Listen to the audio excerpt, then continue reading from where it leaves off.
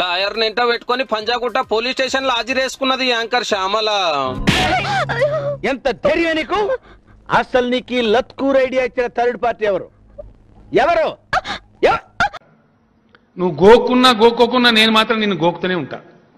ఏ betting app కు publicity చేసినావు, ఎంత తీసుకున్నావు, నడిమిట్ల బ్రోకర్ ఎవరు, ఇది తప్పని తెలియదా? అదే టెన్షన్ గా ఉంది గురుగారు. దాన్ని నేను ఆపుతాను కదా అని క్వశ్చన్ల మీద క్వశ్చన్ వేస్తే చెప్పాలనుకున్నది చెప్పిందట.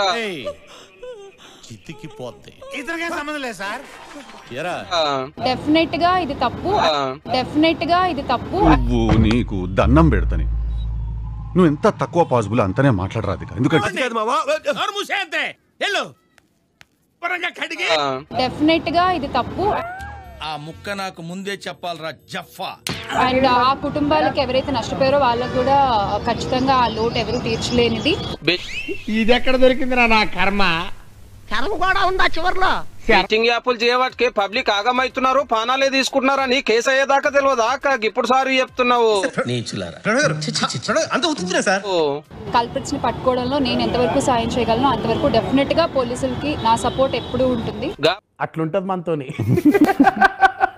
గా పంజాయిగా దొంగ పడవగాళ్ళు ఎవరో ఏడుంటారో జర పోలీసులకు చెప్తే వాళ్ళు చూసుకుంటారు. గానీ ఎందుకు ఎన్ని ఎందుకు బాగా చేసుకుంటున్నావు కదా సినిమాలు.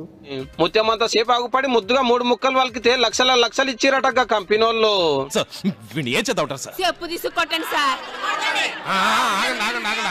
వీళ్ళదేం పోయింది, పైసలు వచ్చిందే చూసుకున్నారు. ఏమిరా బాలరాజు, ఏమిరా ఉపయోగం దేశానికి నీ వల్ల?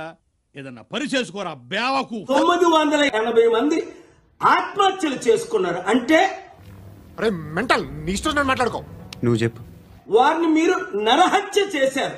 మీ ఇన్ఫ్లుయెన్స్. మర్యాద లేకుండా ఏంట్రా వాగుడు? ఏంట్రా నీకు ఇచ్చేది బోడి మర్యాద? ఉమ్మి తొట్టిలో బీడి మొక్క. అరెస్టు చేయకపోతే వారందరినీ సుప్రీంకోర్టుకి నేను నడిపిస్తా. అంతే కదా? అంతే. ఆ మాట చెప్పొచ్చు కదా. నా ఈ అమ్మాయి ఏం ఫీల్ ఉన్నది మామయ్య?